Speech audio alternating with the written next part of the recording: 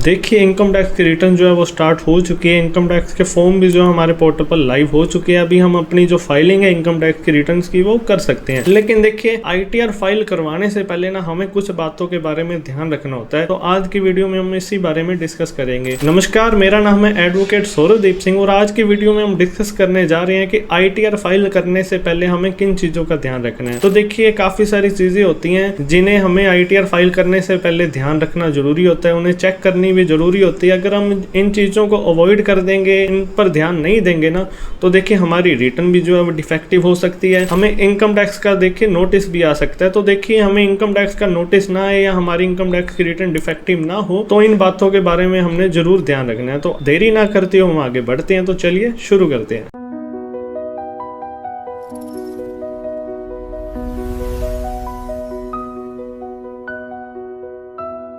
तो अपने ITR file करने से पहले इन 13 बातों का ध्यान जरूर रखना है। इन 13 बातों का ध्यान रखे बिना आपने आईटीआर जो है वो फाइल नहीं करनी। तो देखिए सबसे पहले हम बात करेंगे आईटीआर के बारे में। हमारा जो ईयर एंड होता है वो 31 मार्च 2026 को ईयर एंड हुआ था हमारा। तो देखिए 25-26 हमारा ये फाइनेंशियल ईयर और असेसमेंट ईयर 26-27 है, जिसकी अभी हम आईटीआर फाइल करने जा रहे हैं। तो देखिए हमारा जो डिपार्टमेंट है ना, इनकम टैक्स डिपार्टमेंट डिजिटली हो चुका है। काफी टेक्नोलॉजी का यूज होता है, एआई का यूज होता है और हाईटेक टूल्स हैं इनकम टैक्स डिपार्टमेंट के पास। और हम ड्यू डेट की बात करें तो देखिए नॉर्मल आईटीआर 1 और 2 की जो ड्यू डेट है वो 31 जुलाई 2026 रहेगी। यानी कि आपको आईटीआर 1 और आईटीआर 2 जो है वो 31 जुलाई से पहले फाइल करनी है। बिजनेस के आईटीआर यानी आईटीआर 3 और आईटीआर 4 जो है, इनकी जो ड्यू डेट है वो 31 अगस्त 2026 रहेगी। यानी कि 31 अगस्त तक आपने आईटीआर 3 और 4 आईटीआर फाइल करनी है। आप अगर कोई बिजनेस करते हैं, कोई भी प्रोफेशनल है, तो आपको आईटीआर 3 और 4 फाइल करनी होती है। ये जो 31 अगस्त है ना,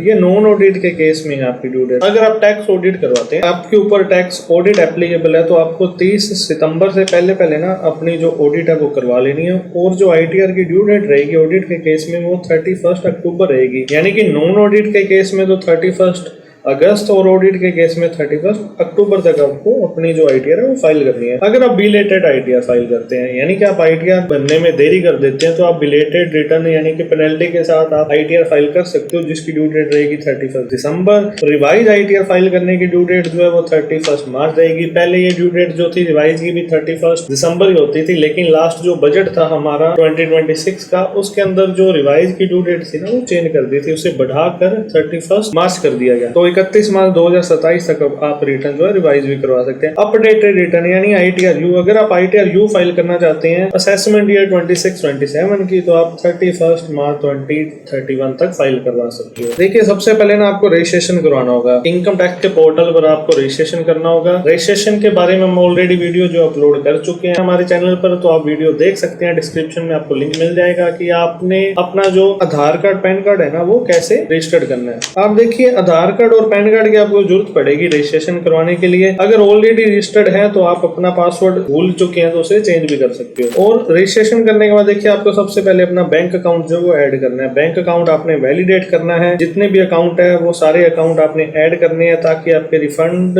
में भी प्रॉब्लम ना आए। और कोई भी रिफंड जो है आपके अकाउंट में तभी आएगा जब आप बैंक को वैलिडेट करोगे। टीडीएस सर्टिफिकेट आपने मंगवा लेने। अगर आप सैलरी पर्सन है तो फॉर्म 16, उसके अलावा 16A, 16B, 16C जो फॉर्म होते हैं वो आपने अवेल करने हैं। अगर आपका कोई भी टीडीएस डिडक्ट हुआ है, टीसीएस सर्टिफिकेट आपने चेक करना है अपने पास। आपने देखिए कई बार हम गाड़ी परचेज करते हैं, कुछ ऐसे बिजनेस भी होते हैं हमारे, जब हमारे ऊपर टीसीएस एप्लीकेबल हो जाता है तो टीसीएस सर्टिफिकेट होना चाहिए। लास्ट क्वार्टर की जब आप रिटर्न फाइल हो जाएगी ना आपकी टीडीएस की, उसके बाद ही आपको जो है सर्टिफिकेट इशू हो जाएंगे। एआईएस टीआईएस देखिए बहुत इंपॉर्टेंट फॉर्म होता है। एआईएस टीआईएस एनुअल समरी होती है हमारी इंफॉर्मेशन, जो भी हमने ट्रांजेक्शन करे हैं ना पूरे साल के अंदर, हाई वैल्यू के ट्रांजैक्शन, कोई भी शेयर मार्केट के अंदर कोई प्रॉपर्टी खरीदी है, कोई इंटरेस्ट आ रहा है, काफी सारे ट्रांजैक्शन जो है देखिए 50+ ट्रांजैक्शन जो है वो एआईएस टीआईएस के अंदर रिपोर्ट होते हैं। तो आपने वो ट्रांजैक्शन चेक करने हैं। एआईएस टीआईएस कैसे चेक करते हैं इसके बारे में भी हम ऑलरेडी वीडियो जो अपलोड कर चुके हैं। फॉर्म 26AS देखिए आपने पूरे साल के अंदर कोई भी एडवांस टैक्स पे किया या आपका कोई भी टीडीएस डिडक्ट हुआ या टीसीएस कलेक्ट हुआ, तो उसकी जो रिपोर्टिंग है ना आपको फॉर्म 26AS के अंदर शो करेगी। तो फॉर्म 26AS जरूर चेक करना है। अगर आप कोई भी रिफंड लेना चाहते हैं, देखिए आपका कोई भी TCS कलेक्ट हुआ है, कोई भी TDS डिडक्ट हुआ है, सेल्फ असेसमेंट टैक्स पे किया है, एडवांस टैक्स पे किया है, वो जो भी आपका TDS होगा ना वो 26AS के अंदर शो करेगा। तो देखिए TDS TCS की जो ड्यू डेट थी ना रिटर्न फाइल करने की वो 31 मई थी। 31 मई तक आपका जो भी TDS था वो डिपॉजिट हो चुका होगा। उसके बाद आपका 26AS जो है वो अपडेट हो चुका है। उसके अभी आप जो है वो चेक कर सकते हैं। अगर देखिए कोई भी एंट्री अगर मिस है तो आपको उनसे कॉन्टेक्ट करना होगा जिन्होंने भी आपका TDS डिडक्ट किया है, ताकि वो आपका जो TDS है आपके फॉर्म 26S में अपडेट कर देंगे। बैंक स्टेटमेंट, आपने बैंक स्टेटमेंट अपनी जरूर चेक करनी है। जितने भी सेविंग अकाउंट है, करंट अकाउंट है, कोई भी लोन है, लिमिट चल रही है, सभी ट्रांजेक्शन जो है ना वो जस्टिफाई होने चाहिए। ITR के फॉर्म, देखिए ITR फाइल करने से पहले ये जरूरी होता है कि आप सही फॉर्म को सिलेक्ट करें। देखिए ITR के काफी फॉर्म, ITR 1 2 3 4 5 6 7 तक फॉर्म है। अलग अलग इंडिविजुअल्स के लिए अलग है, HF के लिए अलग है, कोई भी फर्म्स के लिए, trust, local authority, company, LLP के लिए, सबके लिए देखिए अलग अलग फॉर्म होते हैं। आपको सही फॉर्म जो है चूज करना है। इसके बारे में हम ऑलरेडी वीडियो अपलोड कर चुके हैं हमारे चैनल पर, तो आप वो वीडियो देख सकते हैं ताकि आप सही फॉर्म चूज करें। अगर फॉर्म सही नहीं चूज करते तो आपकी ITR जो है वो डिफेक्टिव भी हो सकती है।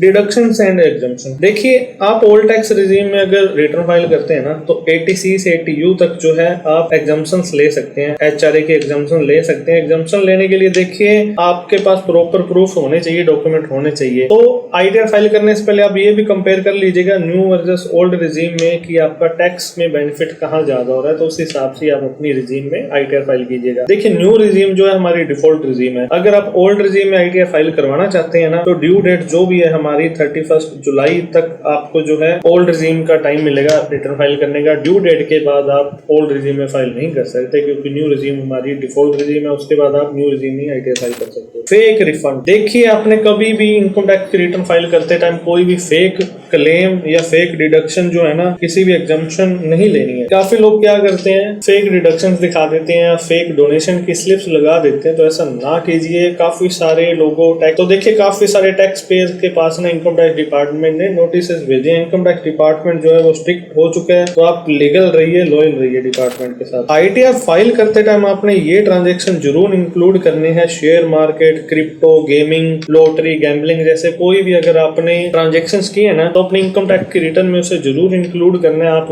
उन्हें छोड़ मत दीजिएगा ऐसे ही, नहीं तो आपके पास देखिए नोटिस भी आ सकता है। आपकी ITR भी जो है वो डिफेक्टिव हो जाएगी, प्रोसेसिंग भी रुक जाएगी। आपने ITR फाइल करने के बाद पोर्टल देखिए टाइम टू टाइम चेक करना चाहिए, कोई भी पेंडेंसी तो नहीं आ रही, कोई आउटस्टैंडिंग डिमांड का नोटिस तो नहीं है, कोई भी प्रोसीडिंग या इंटीमेशन तो नहीं आया हुआ। तो आप जो है पोर्टल पर ना अपना ID पासवर्ड लॉगिन कराकर चेक करते रहिए कि कहीं कोई ना कोई प्रॉब्लम तो नहीं है, कुछ पेंडेंसी तो नहीं है। अगर कोई पेंडेंसी है तो उसे क्लियर करवाओ। कॉन्टैक्ट डिटेल आपने जरूर अपडेट करनी है, चाहे आपका मोबाइल नंबर है, ईमेल है, एड्रेस है, ताकि फ्यूचर में कोई भी अगर आपके पास लेटर आता है, नोटिफिकेशन आता है तो उस सही कॉन्टैक्ट डिटेल पर आ सके। कई बार क्या होता है हमें पुराना मोबाइल नंबर दिया होता है, मोबाइल नंबर हमारा बंद हो चुका होता है या कोई ईमेल ID नहीं चल रही होती, तो जब भी आप ITR फाइल करो ना तो अपना मोबाइल और ईमेल और एड्रेस जो है वो जरूर अपडेट कीजिएगा। ITR फाइल करवाने के लिए ना आप हमेशा प्रोफेशनल की हेल्प लीजिएगा। कई बार क्या होता है हम ITR खुद ही फाइल कर तो देते हैं लेकिन कुछ ना कुछ डेटा जो है ना पूरा अपडेट नहीं कर पाते, जिसकी वजह से हमारी जो ITR है वो डिफेक्टिव हो जाती है। तो आपका एक पर्सनल टैक्स कंसल्टेंट होना चाहिए कि टाइम टू टाइम आप उनसे डिस्कशन कर सके। कोई भी सेविंग के बारे में पूछना चाहते हैं या फ्यूचर प्लानिंग करना चाहते हैं तो आप कर सकते हैं, क्योंकि वो आपको वैल्यू ऑफ मनी देंगे। ठीक है, अगर आप कोई भी हेल्प चाहते हैं, नॉलेज चाहते हैं, कोई भी ITR से रिलेटेड या GST से रिलेटेड हेल्प चाहते हैं तो आप इस नीचे दिए गए नंबर पर कॉन्टैक्ट भी कर सकते हैं। वीडियो अच्छी लगी तो देखिए वीडियो को जरूर लाइक कीजिएगा। चैनल पर नए हैं तो देखिए चैनल को सब्सक्राइब जरूर कीजिएगा, क्योंकि काफी सारे यूजर जो हैं उन्होंने चैनल सब्सक्राइब नहीं कर रखा है, तो मेक श्योर कि आपने चैनल सब्सक्राइब कर दिया है। वीडियो को ज्यादा से ज्यादा शेयर कीजिएगा ताकि किसी और के भी काम आ सके। अगर आपकी कोई भी क्वेरी है तो आप हमें कमेंट बॉक्स में पूछ सकते हैं। वीडियो में एंड तक बने रहने के लिए धन्यवाद। हंसते रहिए, मुस्कुराते रहिए, जल्दी मिलते हैं नेक्स्ट वीडियो में।